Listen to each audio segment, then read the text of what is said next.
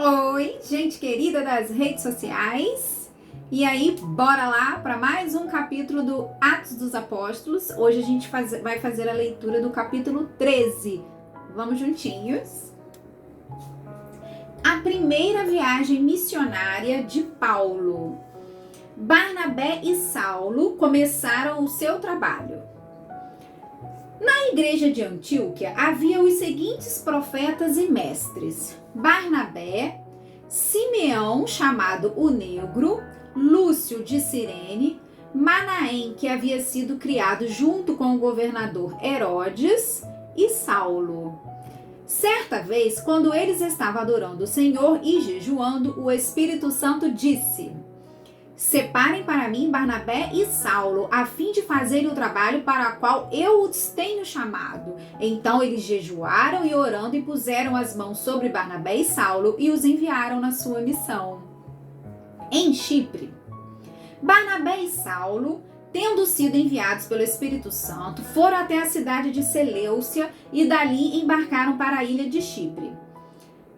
Quando chegaram à cidade de Salamina, começaram a anunciar a palavra de Deus nas sinagogas. E eles tinham João Marcos para ajudá-los no trabalho missionário. Eles atravessaram toda a ilha, chegando até a cidade de Pafos. Ali encontraram um judeu que era mágico e falso profeta chamado Bar-Jesus. Ele era amigo de Sérgio Paulo, o governador da ilha, que era um homem muito inteligente. O governador mandou chamar Barnabé e Saulo, pois queria ouvir a palavra de Deus. Mas o mágico Elimas, este é o nome dele em grego, era contra os apóstolos. Ele não queria que o governador aceitasse a fé cristã. Então Saulo, também conhecido como Paulo, cheio do Espírito Santo, olhou firmemente para Elimas e disse: Filho do diabo, inimigo de tudo que é bom, homem mau e mentiroso, por que é que você não para de torcer o verdadeiro ensinamento do Senhor? Agora escute, o Senhor vai castigá-lo. Você ficará cego e não verá a luz do sol por algum tempo. No mesmo instante, Elimas sentiu uma nuvem escura cobrir os seus olhos e ele começou a se virar para todos os lados procurando alguém que o guiasse pela mão. Quando o governador viu isso, creu e ficou muito admirado com os ensinamentos a respeito do Senhor Jesus. Em Antioquia da Pisídia, Paulo e os seus companheiros navegaram da cidade de Pafos até Perge, uma cidade da província da Panfilha. Porém, João Marcos os deixou e voltou para Jerusalém. Eles continuaram a viagem, indo de Perge até a cidade de Antioquia, no distrito da Pisídia.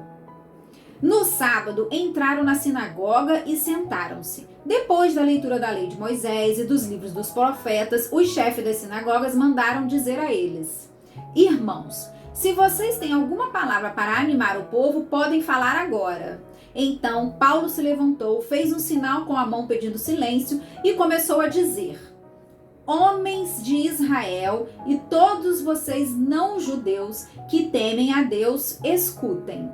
O Deus do povo de Israel escolheu os nossos antepassados quando moravam na terra do Egito e fez deles um grande povo. Ele os tirou de lá com grande poder e no deserto aguentou aquela gente durante 40 anos. Ele destruiu 7 povos na terra de Canaã e o povo de Israel se tornou dono das terras deles. Tudo isso levou uns 450 anos. Depois disso, Deus lhes deu juízes até o tempo de Samuel. Quando o povo pediu um rei, ele lhes deu Saul, filho de Quis, da tribo de Benjamim, para ser rei deles durante 40 anos. Depois que tirou Saul, Deus pôs Davi como rei e disse isto a respeito dele: Encontrei em Davi, filho de Jessé, o tipo de pessoa que eu quero e que vai fazer tudo o que eu desejo. Um dos descendentes de Davi foi Jesus. a quem Deus pôs como Salvador de Israel, como havia prometido. Antes da vinda de Jesus, João Batista anunciou a sua mensagem a todo o povo de Israel, dizendo que eles deviam se arrepender e ser batizados. Mas quando João estava terminando a sua missão, disse ao povo: quem é que vocês pensem que eu sou? Eu não sou aquele que vocês estão esperando. Mas escutem, ele vem depois de mim, porém eu não mereço a honra de tirar as sandálias dos pés dele. Paulo continuou: meus irmãos, descendentes de Abraão e também vocês não judeus que temem a Deus, escutem. Essa mensagem de salvação foi mandada para todos nós. De fato, os moradores de Jerusalém e os seus líderes não entenderam que Jesus é o Salvador. E também não compreenderam as palavras dos livros dos profetas que são lidos todos os sábados. Mesmo assim, os condenaram. Mesmo assim, ao condenarem Jesus, eles estavam cumprindo essas profecias. E embora não encontrasse nenhuma razão para condená-lo à morte, pediram a Pilatos que mandassem matá-lo. Depois de fazerem tudo o que as Escrituras Sagradas falaram a respeito dele, eles o tiraram da cruz e o puseram no túmulo. Mas Deus o ressuscitou e durante muitos dias ele apareceu às pessoas que os tinham acompanhado da Galiléia até Jerusalém. Agora essas pessoas são testemunhas que falam a respeito de Jesus ao povo de Israel. E nós estamos aqui para trazer o evangelho a vocês. Deus fez agora para nós o que havia prometido aos nossos antepassados. Ele ressuscitou Jesus, como está escrito no Salmo número 2. Você é o meu filho, hoje eu me tornei o seu pai. E foi isto o que Deus disse a respeito da ressurreição de Jesus, afirmando que ele nunca seria destruído pela morte. Eu vou dar a vocês as bênçãos sagradas e certas que prometi a Davi. E em outra parte das Escrituras, lemos também: tu não deixarás que o meu dedicado servo apodreça na sepultura. E Paulo disse ainda: na verdade, Davi, no seu tempo, cumpriu os planos de Deus. Depois morreu, foi sepultado ao lado dos seus antepassados e apodreceu na sepultura. Mas isso não aconteceu com aquele que Deus ressuscitou. Meus irmãos, todos vocês precisam saber com certeza que é por meio de Jesus que a mensagem do perdão de pecados é anunciada a vocês. Precisam saber também que quem crê é libertado de todos os pecados dos quais a lei de Moisés não pôde livrar. Portanto, tenham cuidado para que não aconteça o que os profetas disseram.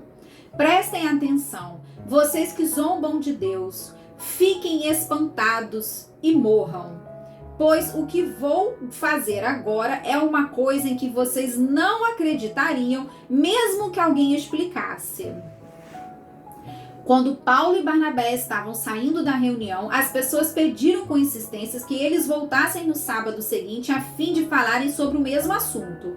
Depois da reunião, muitos judeus e outras pessoas convertidas ao judaísmo acompanharam Paulo e Barnabé, que falavam com eles e animavam todos para que continuassem firmes na graça de Deus.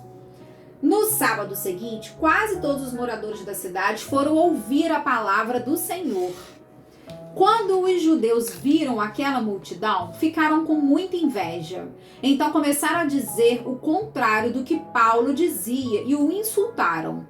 Porém, Paulo e Barnabé falaram com mais coragem ainda. Eles disseram: Era necessário que a palavra de Deus fosse anunciada primeiro a vocês que são judeus. Mas como vocês não querem aceitá-la e acham que não merecem receber a vida eterna, então agora nós vamos anunciar a palavra aos não-judeus, pois esta é a ordem que o Senhor Deus deu a nós, o seu povo. Eu coloquei você como luz para os outros povos, a fim de que você leve a salvação ao mundo inteiro.